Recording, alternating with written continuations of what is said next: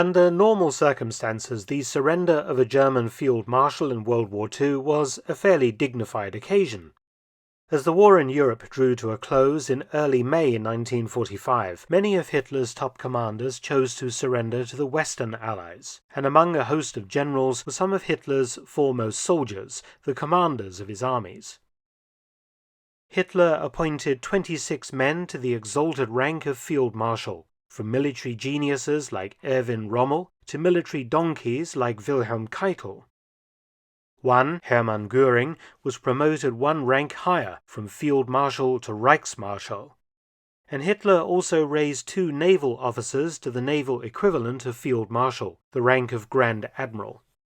Of the 28 men who were made Field Marshals or equivalent, some died before the end of the war. For example, Rommel, forced to dispose of himself because of his involvement in the July plot against Hitler, or Fedor von Bock, killed along with his wife and stepdaughter when his staff car was shot up by a New Zealand fighter near Hamburg on the 3rd of May 1945, von Bock dying of his injuries the next day. The first German field marshal to have been taken prisoner by the Allies was Friedrich Paulus at Stalingrad on the 31st of January 1943, who had defied Hitler's expectation that he end his life rather than surrender. At war's end came a deluge of field marshals falling into Allied hands. Field Marshal Kesselring, former commander of the German troops in Italy.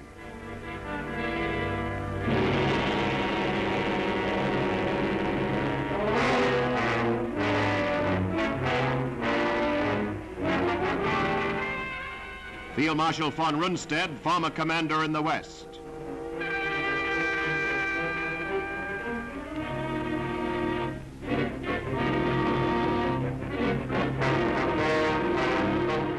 Field Marshal von Kleist.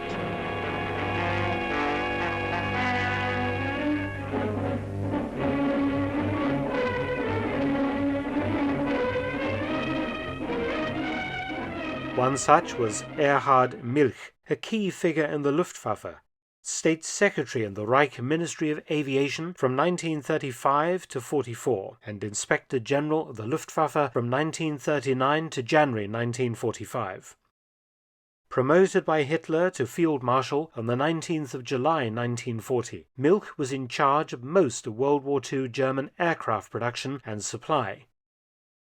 In World War I, he had commanded a fighter wing, though interestingly he had never qualified as a pilot and was instead an observer, flying in combat on the Western Front, and post-war was a businessman in the aviation industry, eventually becoming a managing director of Lufthansa.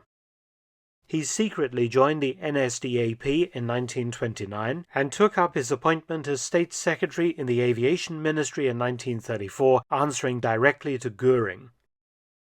But perhaps the most remarkable fact about Milch was that he was half Jewish. His father was a Jewish pharmacist in Wilhelmshaven. Göring halted an investigation into Milch's family background being conducted by the Gestapo and protected his useful subordinate, who went on to command Luftwaffe 5 during the invasion of Norway in 1940 and again during the Battle of France. Under the terms of the 1935 race laws, Milch would not have been regarded as Jewish and sent to a concentration camp, as at this time the Nazis had decided that Jewishness passed through the female line, from mothers to children. However, he would have been in some danger, and his life would have been difficult. But under Göring's protection he flourished, and prospered, an example of Göring's famous saying, "I decide who is a Jew." Milch worked closely with both Heinrich Himmler and the wider SS to keep foreign workers under control in the aircraft factories, and insisted that, in the event of prisoner uprisings concerning working conditions and maltreatment, the SS should storm in and shoot, quote, "this foreign scum," end quote, as Milch called his workers. He also said, quote, "every 10th man is to be picked out, and every 10th man will be shot in front of the rest," end quote. It appears that Milch had designs on Göring's position as leader of the Luftwaffe, and in 1944 he allied himself with Himmler and propaganda minister Goebbels in an attempt to have Hitler remove Göring from power, but Hitler refused to sack him. When Goering discovered that one of the fingers on the trigger was his subordinate Milch, the man he had dutifully protected and promoted, he retaliated by having Milch removed from all of his posts. In March 1945, Milch was put out to grass permanently, placed on the Führerreserve, a list of senior officers awaiting new appointments or being deliberately sidelined.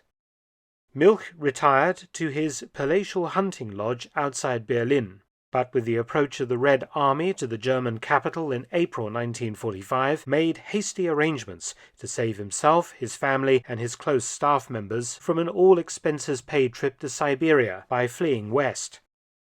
By early May 1945, Milch was ensconced in Sierhagen Castle, outside the town of Neustadt, a small settlement in Schleswig-Holstein in the far north of Germany, within easy reach of Grand Admiral Karl Dönitz's new Nazi government, next to the British occupation zone.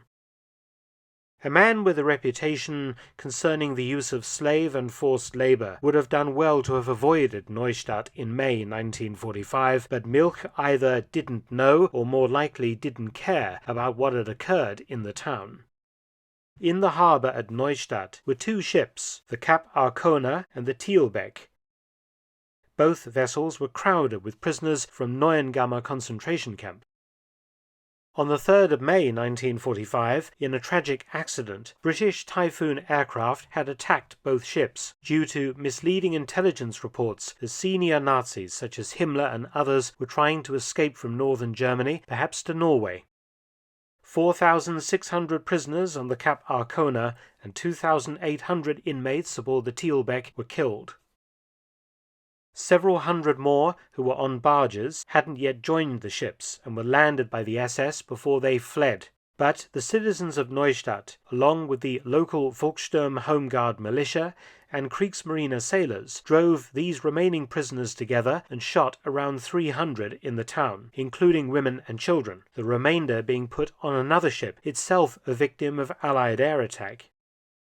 Neustadt also contained its own concentration camp. British commandos were rapidly approaching a town littered with dead, dying and injured concentration camp prisoners, and those who were not injured were badly off, barely clinging to life. The British 1st Commando Brigade consisted of units of both the Army and the Royal Marines, some of the toughest and most effective troops in Field Marshal Montgomery's 21st Army Group, in the forefront of the British advance from the beaches of Normandy to Dönitz's rump Nazi state in northern Germany. The commandos had landed on D-Day, famously Lord Lovett's 1st Commando unit, which had relieved the glider troops that had captured Pegasus Bridge, and both commando brigades had fought many engagements across France, into the Netherlands, and on into Germany, crossing the River Rhine in late March 1945. The commandos now advanced towards the Baltic. It was while the 1st Commando Brigade was acting as a mobile flank guard for the advancing British 7th Corps to the River Elbe that their advance took them past a town called Bergen-Belsen and its infamous concentration camp. Belsen being liberated by the British Army, and many of the officers and men of the Commando Brigade saw firsthand the pitiable conditions of the surviving prisoners and the piles of unburied corpses. Like the US troops that liberated Dachau concentration camp in Bavaria, many were profoundly shocked by what they saw, colouring forever their view of the Germans as a people and hardening their attitude to German troops, particularly SS troops and Nazi officials, who subsequently fell into their hands.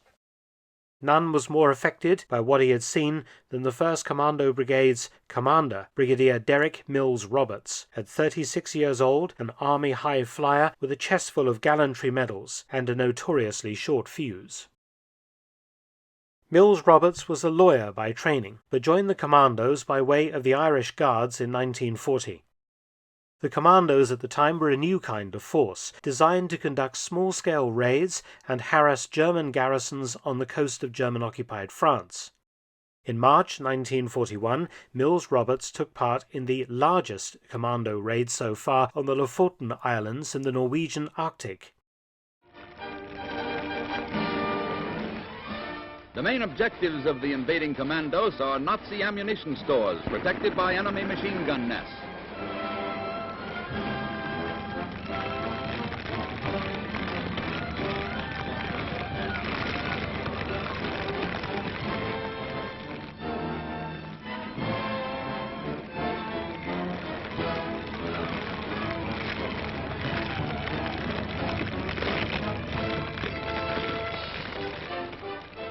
Now the sappers lay down more wires with dynamite on the business end.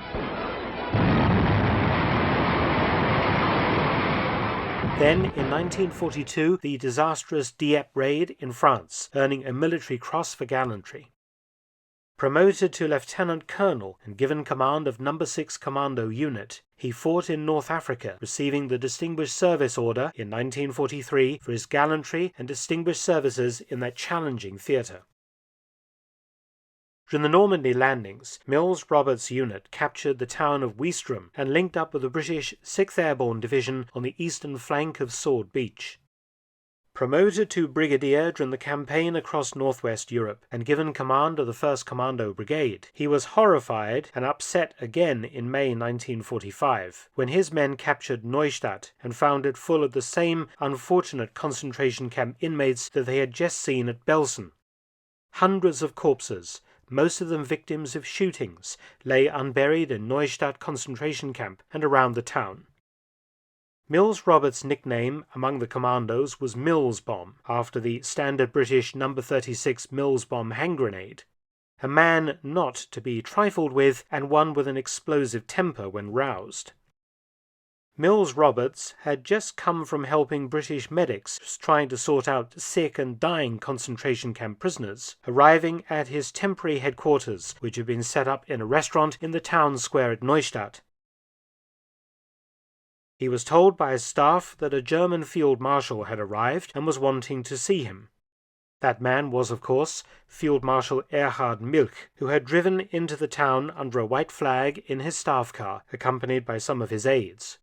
Dressed in his full uniform and decorations, and carrying in one gloved hand his badge of rank, a Field Marshal's baton, not the heavy, jewel-encrusted ceremonial baton used for very special occasions, but what is termed an interim baton, a more practical silver-topped, ebonized stick that resembled a riding crop with a tassel. Goering was often seen carrying his Reichsmarshal's interim baton for everyday use. Brigadier Mills-Roberts was sat at his desk when Milch strutted in, a black leather greatcoat over his Luftwaffe uniform, interim baton grasped in his right hand. Mills-Roberts said nothing, and pointedly did not rise in Milch's presence, a military courtesy usually extended almost universally amongst friend and foe when it came to very senior-ranking officers. He spoke English, said Mills-Roberts, and his first words consisted of a self-congratulation that he had not surrendered to the Russians. In fact, he had been careful to move out of their area of occupation or influence and was glad to surrender to us. Mills-Roberts, in a black mood after his experiences at Belsen and Neustadt concentration camps, cut him off and asked him pointedly about the prisoners in the camp. Milch was apparently very surprised by this line of questioning, and also couldn't understand why Mills-Roberts was so upset. According to witnesses who were in the room, and from Milch's own diary, things soon became very ugly. According to Milch, he said that Mills-Roberts said to him, quote, "All German generals are criminals, murderers, guilty of the concentration camps, etc." End quote. And according to other witnesses, Milch retorted that he belonged to the Luftwaffe, and he had never had anything to do with the concentration camps, before adding, though this is highly contended, the following, in reference to the concentration camp inmates littering the town. Quote, "They are not soldiers, but Poles or Russians. They are not human beings by our standards." End quote. Some have contended that the last line was made up after the events to provide some reason for Mills-Roberts' violent outburst that followed, and Milch gave the impression in his diary that Mills-Roberts needed no urging to start assaulting him. Whatever it was that triggered Mills' bomb, the brigadier went fully off and launched himself at the unsuspecting Field Marshal, in the process gaining for himself a place in military history, the only Allied soldier to have ever struck a German Field Marshal. In fact, Mills-Roberts set about not just striking Milch, but giving Erhard Milch a right royal British thrashing. During the exchange of words in the restaurant headquarters, Mills-Roberts had thumped an empty bottle of champagne hard on his desk several times to make his point while demanding answers from Milch, and Milch had apparently tried to seize hold of the bottle, presumably to stop the noise. Mills-Roberts at this point had leapt up, grabbed Milch's interim baton from him, and proceeded to beat him about the head with it. Milch was left bleeding from behind his left ear and the rear of his skull, and as the beating was administered, Milch shouted at Mills-Roberts, quote, "General, I am an officer, a field marshal. Are you not ashamed, General?" End quote. The interim baton then snapped over his head and fell in pieces on the floor. Next, Mills-Roberts tore Milch's cap from his head and threw it upon the ground, ordering, quote, "Go fetch your cap," end quote. As Milch rose from retrieving his uniform cap, Mills-Roberts snatched up a champagne bottle and attempted to smash it over the field marshal's head, but Milch stopped the blow with his left forearm, which was badly bruised in the encounter.